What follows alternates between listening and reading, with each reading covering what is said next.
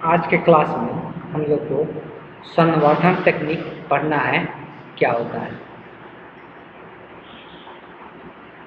पौधों के जिस भाग को संवर्धन के लिए प्रयोग किया जाता है उसे करोत्तक या एक्सप्लांट कहते हैं। पौधा का जो भाग यूज किया जाता है संवर्धन के लिए, भी हम लोग संवर्धन के लिए मतलब जिससे हम लोग क्या बोल सकते हैं, जिससे नए पौधे का निर्माण होता है, उस भाग को ही हम लोग क्या कहते हैं, करोत्तक और या एक्सप्लांट हम लोग कहते हैं। एक्सप्लांट के संवर्धक के लिए क्या क्या रहता है, तो जड़ हो सकता है, तना हो सकता है, या पत्ती भी हो सकता है, या कोई एक भाग हो सकता है, या बीज भी, या इसको भ्रूण भी हो सकता है, या भ्रूण कोष हो सकता है, बीजांडकाय हो सकता है, बीजांड कोष हो सकता है, पराग कोष हो सकता है, प्रोटोप्लास्ट हो सकता है।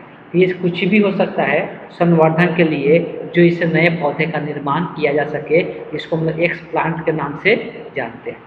एक्सप्लांट को कल्चर ट्यूबर या फ्लास्क में रखे गए पोषक माध्यम पर संरोपित कर दिया जाता है।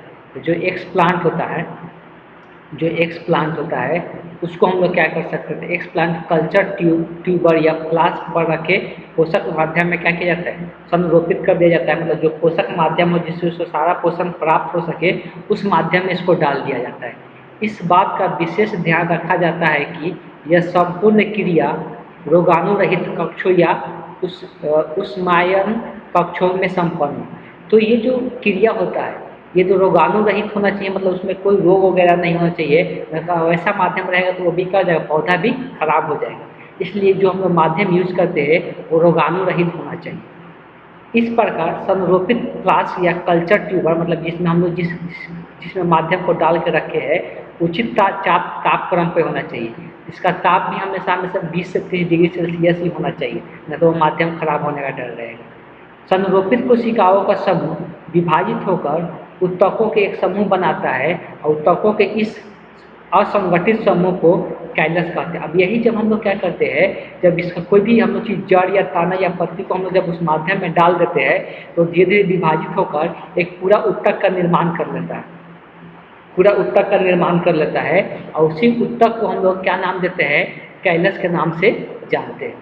अब कैलस का प्रारंभन कैसे शुरू होता है, जब कैलस बन जाता है तो कैलस आगे का उसका कार्य किस प्रकार से होता है उसको हम लोग को यहाँ पे समझना है। जब एक्सप्लांट कहीं पर भी बोलेगा तो इसका मतलब क्या है, प्लांट का कोई भी हिस्सा हो सकता है, उसका जड़, ताना, पत्ती या भ्रूण कुछ भी हो सकता है। तो एक्सप्लांट का अर्ध ठोस पोषक माध्यम में रखा जाता है। तो जो पोषक माध्यम होता है, जब ये जो माध्यम बनाया जाता है ये अर्ध ठोस होता है, मतलब आधा इसमें ठोस पदार्थ रहता है और बाकी तरल पदार्थ देखने को मिलता है, इसलिए अर्ध ठोस पोषक माध्यम इसको हम लोग कहते हैं। जब उसका कोशिकाओं में विभाजन होता है, जब एक्सप्लांट को इसमें डाला जाता है, यही एक्सप्लांट हो सकता है पत्ती हो या जड़ हो, जब इसमें इसके अंदर डाल दिया जाता है तो डालने के बाद उसके कोशिकाओं में क्या होने लगता है, विभाजन शुरू हो जाता है। कोशिकाओं में तेजी से विभाजन के फलस्वरूप पूरा एक्सप्लांट मृदुतकीय कोशिका से भर जाते हैं। तो क्या हो जाता है, जब ये पूरा जो प्लांट होता है, ये पूरा जो एक्सप्लांट होता है, इसमें इस माध्यम में पूरा उसी का प्लांट दिखाई देने लगता है, पूरी तरह से ये भर जाता है। जब उसका विभाजन शुरू हो जाता है, बहुत तेजी से विभाजन दिखाई देता है।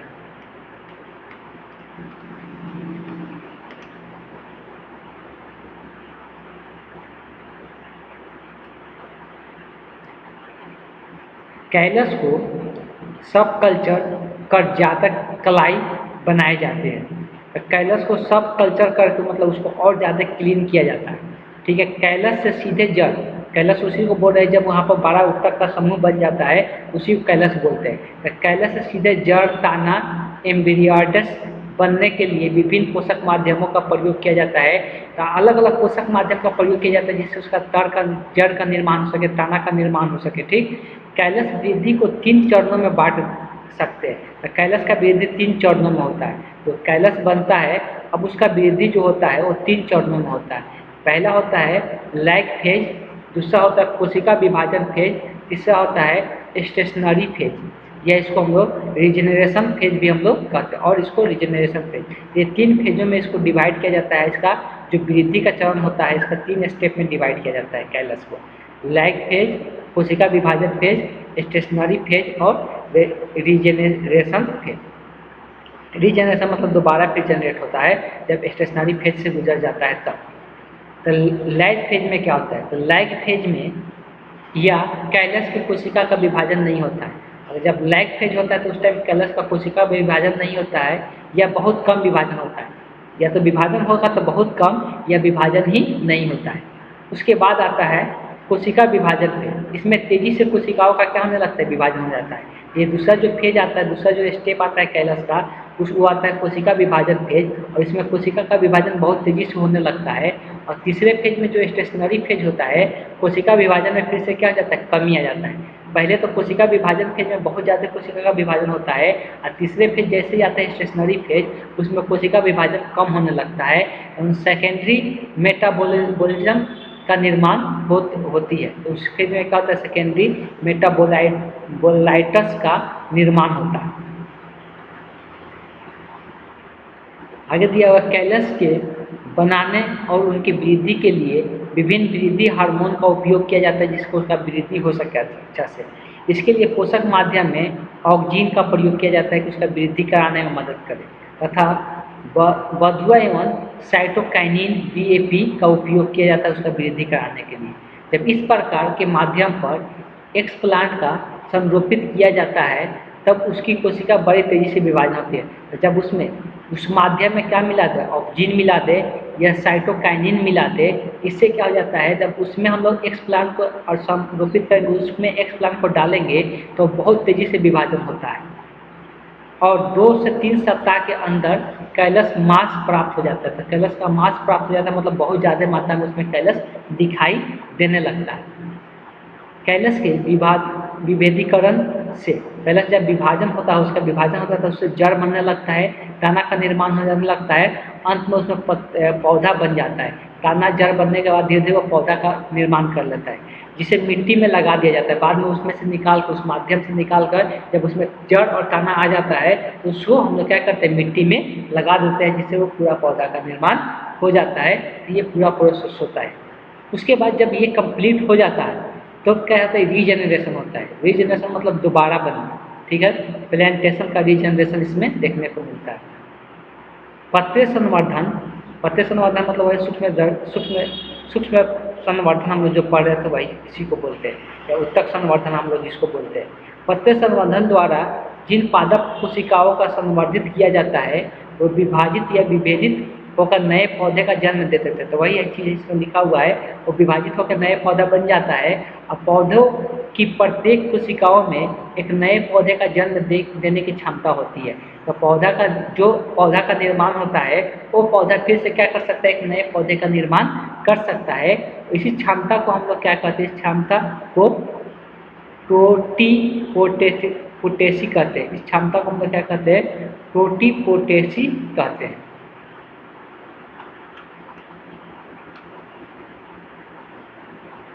संवर्धित कोशिकाओं से 2 अलग अलग रास्तों से प्लेटलेट बन सकते हैं। जो संवर्धित कोशिका होता है, संवर्धित कोशिकाओं से 2 अलग अलग रास्तों से प्लेटलेट बन सकता है। स्तंभ एवं पूर्ण द्रवभवन तथा जड़ों का बनना, या उसका स्तंभ मतलब वही दाना का निर्माण होना और जड़ों का बनना। सोमेटिक भ्रूण का बनना, उसमें मतलब भ्रूण का भी निर्माण होता है, और उसका अंकुरित होना संवर्धित कोशिका के 2 अलग रास्ते बनाता है। एक्सप्लांट के कैलस तथा कैलस से जड़ों और स्तंभ के बनने की प्रक्रिया को चित्र में दर्शाया गया है कि कैसे एक्सप्लांट जो होता है उसका कैलस जो बनता है, कैलस से कैसे जड़ का निर्माण होता है और कैसे उसका स्तंभ का निर्माण होता है। यहाँ पर देख सकते हैं, ये देख सकते हैं यहाँ पे जड़ का निर्माण हो रहा है। ये पहले कैलस बनता है, पहले डालते तो नो ग्रो मतलब कुछ भी नहीं हुआ रहता है। बाद में यहाँ पर देख सकते हैं कैलस का निर्माण होता है, और कैलस से क्या होने लगता है? जड़ बनने लगता है, और जड़ से इसका क्या होता है? तना वगैरह निकलने लगता है, पत्ती भी निकलने लगता है। तब इसे निकाल करके क्या जाता है? अलग लगा दिया जाता है। वो चीज़ यहाँ पे दर्शाया गया है। साइटोकाइनिन की जो मात्रा होता है वो तना का निर्माण करने में मदद करता है।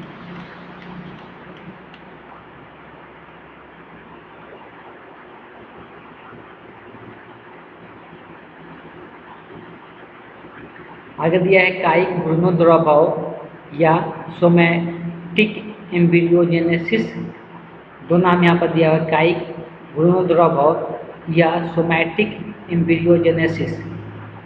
भ्रूण के विकास की प्रक्रिया को भ्रूणोद्भव कहते हैं। जब जब वो भ्रूण का विकास होता है उसी को हम लोग क्या कहते हैं, भ्रूणोद्भव के नाम से जानते हैं, या एम्ब्रियोजेनेसिस के नाम से, इंग्लिश में हम लोग उसको एम्ब्रियोजेनेसिस के नाम से जानते हैं। जो भ्रूण का विकास जब होता है तो उसके प्रक्रिया को हम लोग बोलते हैं एम्ब्रियोजेनेसिस। सामान्यतः भ्रूण का निर्माण निषेचन की प्रक्रिया के फलस्वरूप बने जाइगोट से होता है। तो सबको पता है सबसे पहले निषेचन होता है और निषेचन के पश्चात क्या होता है, जाइगोट का निर्माण होता है। जाइगोट का निर्माण होता है, हम लोग ये चीज़ जानते हैं। तो वही जाइगोट बनता है, जाइगोट से क्या होता है, बाद में भ्रूण का निर्माण हो जाता है।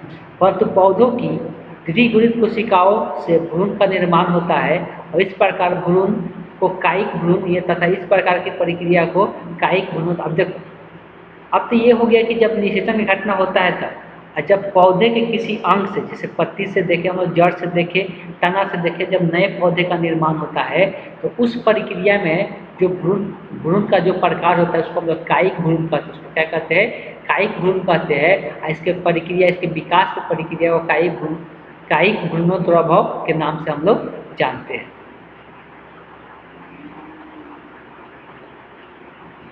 एक अलैंगिक विकासीय क्रिया जिसके द्वारा कायिक उत्तकों को द्विध्रुवित भ्रूण बनाता है, वह चीज़ लिखा हुआ है। ये एक अलैंगिक प्रक्रिया होता है।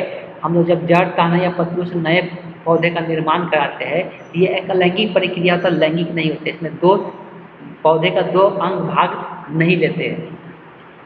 कायिक भ्रूण को एलर्जीनेट में लपेटकर कृत्रिम बीज का निर्माण किया जाता है।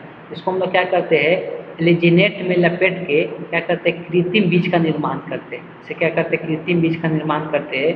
आलू, अन्य फसली पौधों में संश्लेषित बीज, कृत्रिम बीज के उपयोग खेती के लिए लिया जाता है। जैसे हमें पता है कि आलू के लिए, आलू का हम लोग क्या करते हैं, आलू का ऑब्वियस है कि उसका आलू को, उसका जो बीज होता है उसको काट कर हम लोग क्या करते हैं, पौधे का निर्माण करते हैं। तो इसको हम लोग कृत्रिम बीज बोलते हैं, इसलिए कि ये इंसानों के द्वारा किया जाता है। आलू को काट कर नए पौधे का निर्माण किया जाता है। आगे दिया भ्रूण संवर्धन के बारे में दिया हुआ है। अब इसमें जो भी चीज़ें दिया हुआ है उसमें अब ज़्यादा हम लोग को कोई इंपॉर्टेंट चीज़ें इसमें नहीं रह गया है। जो हम लोग उसमें ऊपर में जो पढ़ना था हम लोग सारी चीज़ें पढ़ चुके हैं। फिर भी देख लेते हैं और क्या क्या इसमें पार्ट दिया गया है।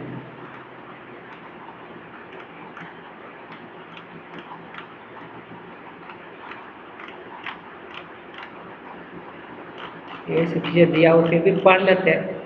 कुछ चीज़ें हैं जो जान लेते हैं, उसमें कोई दिक्कत नहीं है। आगे जो दिया हुआ है भ्रूण संवर्धन के बारे में, भ्रूण से कैसे हम लोग क्या करते हैं, पौधे का विकास करते हैं, उसके बारे में दिया हुआ है।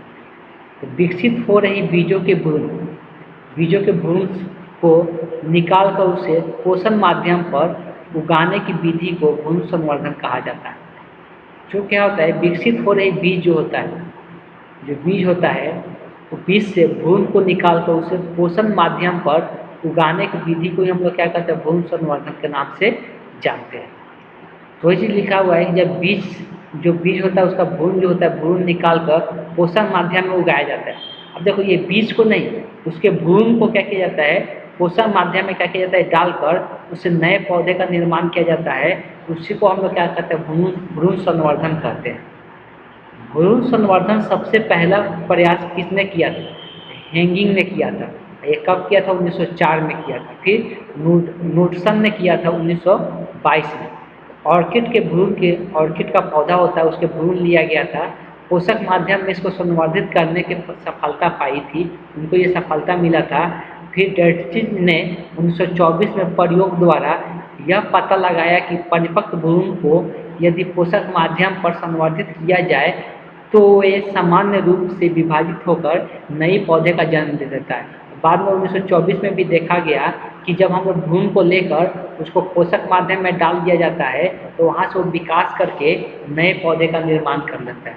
परंतु अपरिपक्व भ्रूण या भ्रूण विकास के बीच की अवस्थाओं को लांघ कर सीधे पौधे में रूपांतरित हो जाते हैं। अब वही चीज़ है कि ये अपरिपक्व भ्रूण होता है, ये पूरी तरह से परिपक्व भी नहीं होता है, इसका विकास भी नहीं हुआ रहता है, लेकिन फिर भी इसको अगर पोषक माध्यम में डाल देते हैं तो ये डायरेक्ट वहाँ से क्या हो जाता है, नए पौधे का निर्माण हो जाता है। हम लोग पता है कि भ्रूण जो होता है तो भ्रूण का निर्माण होगा, बीज का निर्माण होता है, भ्रूण से क्या होता है, बीज का निर्माण होता है और उस बीज से नए पौधे का निर्माण होता है। लेकिन हम लोग क्या करते हैं, इसको संवर्धन माध्यम द्वारा क्या करते हैं, भ्रूण जब अभी विकसित भी नहीं हुआ रहता है तो उसी दौरान निकाल कर उसको पोषक माध्यम में डाल दिया जाता है, तो वहाँ से क्या हो जाता है, डायरेक्ट नए पौधे का वो निर्माण कर लेता है।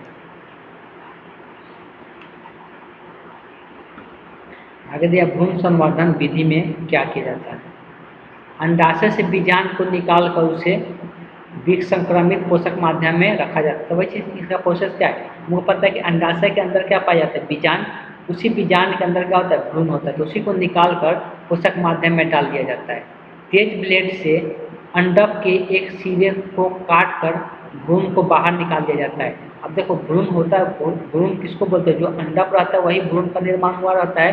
तो अंडक कहाँ पे होता है, बीजांड के अंदर होता है, उसी से उसको काट कर निकाल दिया जाता है और उसको अर्धठोस माध्यम में क्या किया जाता है, संरोपित किया जाता है, मतलब उसमें डाल दिया जाता है।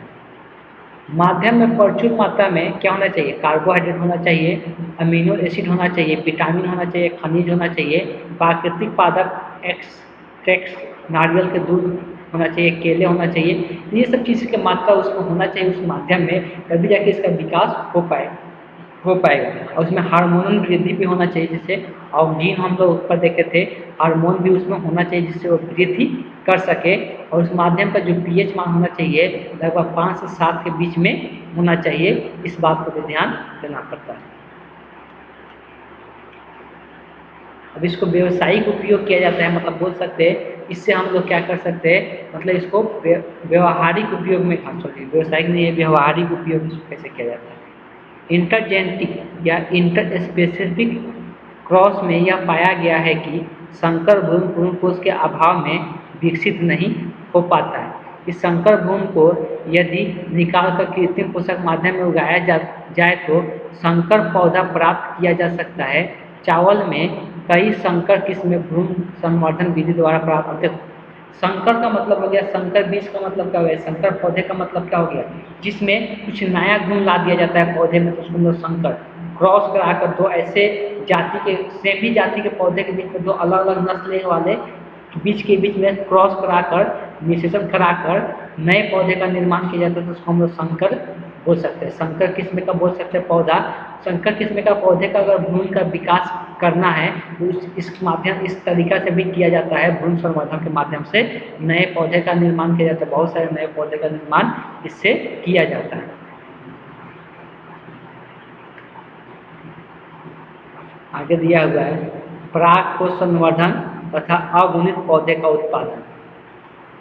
पराग कोष का संवर्धन भी किया जाता है, पराग कोष जो निर्माण होता है, पराग कोष में ही हम लोग पढ़ते हैं परागकण का निर्माण होता है, पराग कोष में ही परागकण का निर्माण होता है, तो उससे भी क्या होता है कि पौधे का निर्माण किया जाता है।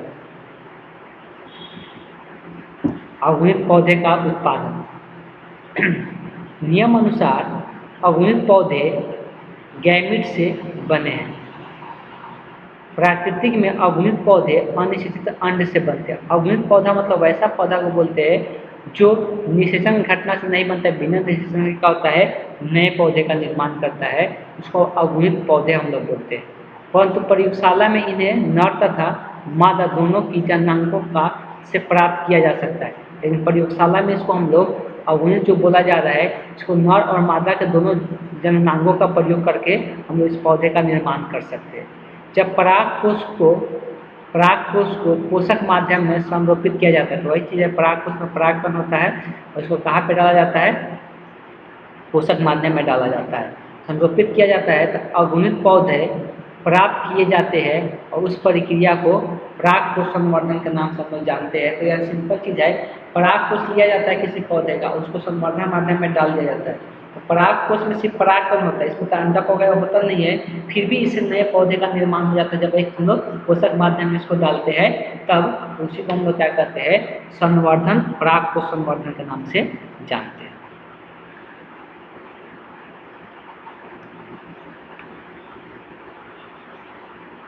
आगे दिया हुआ है जीव द्रव्य या प्रोटोप्लास्ट संवर्धन तथा कायिक या सेमेटिक संवर्धन।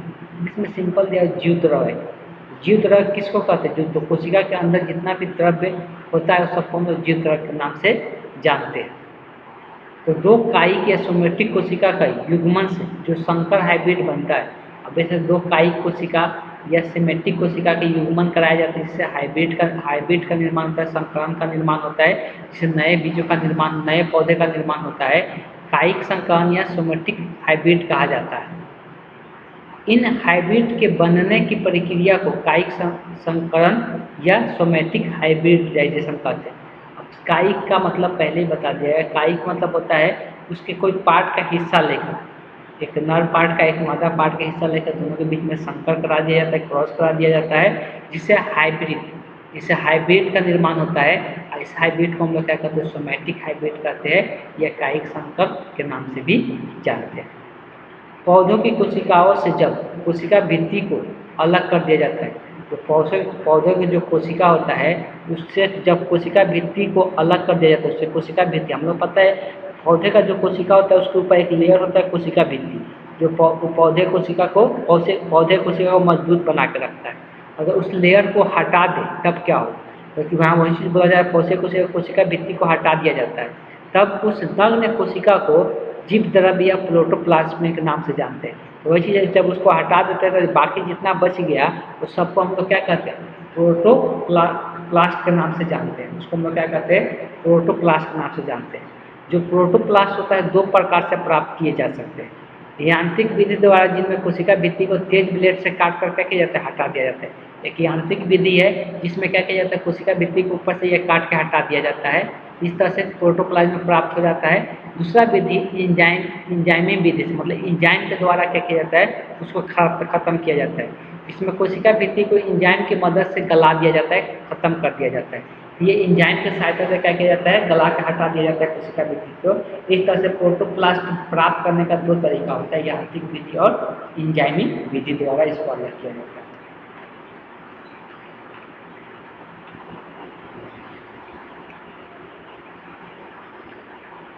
तब उसको अलग करके क्या किया जाता है? जो प्रोटोप्लास्ट बच जाता है, संवर्धन में दो चयनित पौधों से प्राप्त, देखो ये दो पौधे का प्रोटोप्लास्ट में लिया जाता है, एक पौधे का नहीं, और दोनों को संवर्धित माध्यम में डाल दिया जाता है। तो वही चीज़ लिखा, दोनों से प्राप्त प्रोटोप्लास्ट को फ्यूजोजेन की मदद से युग्मित किया जाता है, मतलब उसको दोनों को मिलाया जाता है। अब पॉलीएथिलीन ग्लाइकॉल का प्रयोग फ्यूजोजेन के रूप में किया जाता है। प्रोटोप्लाज्म के फ्यूज कराने के लिए बिजली का करंट भी अल्प समय के लिए दिया जाता है, कि मतलब दोनों का युग्मक है वो आपस में क्या हो सके? मिल सके। तो ये मिलाने के लिए फ्यूज का इस्तेमाल किया जाता है, बिजली का करंट दिया जाता है कुछ समय के लिए। जब युग्मित प्रोटोप्लास्ट जब मिल जाता है दोनों का दोनों प्रोटोप्लास्ट में, संवर्धित किया जाता है, तब उसमें कोशिका भित्ति अपने आप क्या हो जाता है? बन जाती है, और कोशिकाएं विभाजित होकर नए प्लांटलेट का जन्म देता है, मतलब उससे नया पौधे का निर्माण हो जाता है। ये एक अलग तरीका हुआ जिसको हम लोग क्या कहते हैं? प्रोटोप्लाज्म संवर्धन के नाम से जानते हैं, जिससे पौधे का निर्माण होता है। सिंपल एक बार और बता देना चाहते हैं कि मान लो कि ये माध्यम है, संवर्धन माध्यम है, इसमें एक पेड़ का एक कोशिका लिए, उस कोशिका का सबसे पहले क्या किए? उसका कोशिका भित्ति को हटा दी। दूसरे पेड़ का पौधा लिए, उसका भी कोशिका भित्ति को हटा दी, और दोनों को इस प्रोटोप्लाज्म में जो बचा उसको इस संवर्धन माध्यम में डाल दिए। उसके बाद इसमें डालते ही अपने आप एक दूसरे से इसको और नहीं मिल जाता है। इसको मिलाने के लिए हम इसमें बिजली का करंट देते हैं थोड़ा देर के लिए, ये युग्मित हो जाता है, मिल जाता है। मिलने के बाद इसके ऊपर कोशिका भित्ति अपने आप बन जाता है, और धीरे धीरे जाकर विभाजित होकर ये नए पौधे का निर्माण कर लेता है। इस प्रकार की प्रक्रिया देखने को मिलता है। आगे दिया है कायिक सोमैटिक संकरण का महत्व। अब कायिक सोमैटिक जो संकरण का इसका महत्व क्या है? तो पारालैंगिक संकरण या कायिक संकरण सोमैटिक हाइब्रिडाइजेशन द्वारा उत्पन्न पौधों के बीच संकरण किस्में बनाई जाती है। तो वही चीज़ लिखा हुआ है, इससे उत्तम किस्म का पौधे का निर्माण किया जाता है, जिससे ज़्यादा मात्रा में ज़्यादा मात्रा में फसल का उत्पादन कर सके, ज़्यादा इसमें गुणवत्ता हो, मतलब ज़्यादा प्रोटीन का मात्रा हो, ज़्यादा कार्बोहाइड्रेट का मात्रा हो। इस प्रकार के लिए इस तरह के हम लोग चीज़ें करते हैं, जिससे हम लोग अलग अलग प्रकार के ज़्यादा मात्रा में चीज़ें दिखाई दे सकें। बस ये चीज़ इसमें दिया था। लास्ट इसमें टॉपिक है एक सूक्ष्म प्रजनन। सूक्ष्म का मतलब ही होता है छोटा, सूक्ष्म प्रजनन का मतलब ही होता है छोटा। इसका मतलब क्या है थोड़ा सा समझ लेते हैं, उसके बाद ये चैप्टर ही कंप्लीट हो जाएगा। अलैंगिक जनन द्वारा, इसमें भी कहा था अलैंगिक जनन द्वारा समान आनुवांशिक गुणों वाले पौधे बनाए जा सकते हैं। इस प्रकार के प्रजनन को प्रोजनल प्रोपेगेशन कहा जाता है। इस प्रकार के प्रजनन को एक नाम देते हैं कोरोनल प्रोपेगेशन के नाम से भी हम लोग इसको जानते हैं। और ये अलैंगिक द्वारा क्या किया जाता है, नए पौधे का निर्माण किया जाता है जिसमें उसका आनुवांशिक गुण बना रहे, कोई नया गुण उसमें ना आ जाए या कोई खराब वाला गुण भी उसमें ना आ जाए। इसलिए इसको हम लोग सूक्ष्म प्रवर्धन प्रजनन के नाम से जानते हैं और उसमें अलैंगिक प्रजनन कराया जाता है। इस बात को ध्यान में रखना। पत्रे संवर्धन कोलोनल प्रोपेगेशन के सूक्ष्म प्रजनन माइक्रो प्रोपेगेशन कहा जाता है। सूक्ष्म प्रजनन की विधि क्या क्या होता है? उचित एक्सप्लांट का चुनाव सबसे पहले किया जाता है। एक्सप्लांट का चुनाव मतलब उसका पत्ती, और जिसका भी चुनाव करना पत्ती तना का भी उचित होना चाहिए, मतलब अच्छा होना चाहिए।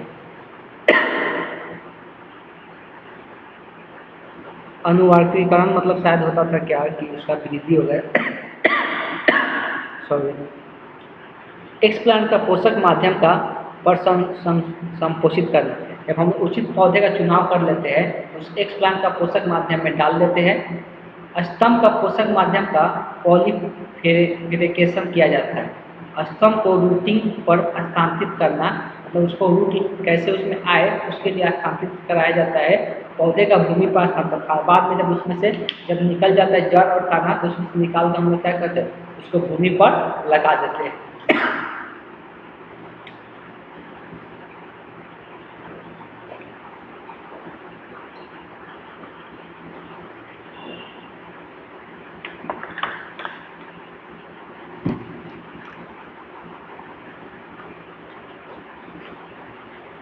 जो यहाँ पर दिया हुआ शहतूत के स्तंभ के नोडल एक्सप्लांट को यहाँ पर नाम दे दिया है एक पौधे का शहतूत के पौधे। उसके स्तंभ को नोडल एक्सप्लांट पर क्या किया जाता है, मूड़ा सीधे तथा एसगुल माध्यम में डाल दिया जाता है। जो माध्यम उस माध्यम का नाम दिया हुआ है एसगुल। देख सकते हैं यहाँ पर दिखाया भी गया, जब माध्यम में डालते हैं इसका अलग अलग रूट आना शुरू हो जाता है, इसका जड़ आने लगता है, तना आने लगता है। जब इस माध्यम में सब चीज़ आ जाता है तो इसको निकाल कर जमीन पर इसको पौधे पर लगा दिया जाता है।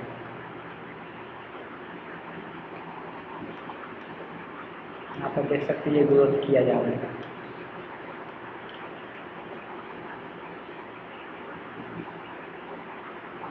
धीरे धीरे यहाँ पर सबसे पहले कैलस का निर्माण होता है। यही कैलस से धीरे धीरे रूट वगैरह जड़ वगैरह निकलने लगता है, जड़ से तना वगैरह निकलने लगता है। तब इसको अलग जगहों पे लगा दिया जाता है। ये इससे भी यहाँ पर देख सकते हैं इसको अलग करके यहाँ पर लगाया जा रहा है। यहाँ से बहुत सारे पौधे का प्लांटेशन किया जा रहा है। इसका लाभ क्या होता है उसके बारे में दिया हुआ है। इस विधि से कम समय में क्या होता है, एक तो आनुवांशिक गुण वाला जो गुण रहेगा वो गुण हम लोग को प्राप्त हो जाएगा और ज़्यादा मात्रा में इसका क्या कर सकते हैं, हम लोग प्लांट का निर्माण कर सकते हैं। कम समय में हम लोग क्या कर सकते हैं, ज़्यादा पौधे का निर्माण कर सकते हैं। ये सब इसका लाभ होता है, इसमें भी वही सब चीज़ें दिया हुआ है। ठीक, ये था पूरा ये चैप्टर का डिस्कशन और ये आज कंप्लीट हो गया। नेक्स्ट क्लास में हम लोग नेक्स्ट चैप्टर हम लोग पढ़ेंगे। देख लेते हैं ये 9 चैप्टर था, उसके बाद 10वां चैप्टर शुरू होगा बायोलॉजी का। आज की क्लास को हम यहीं पर एंड करते हैं।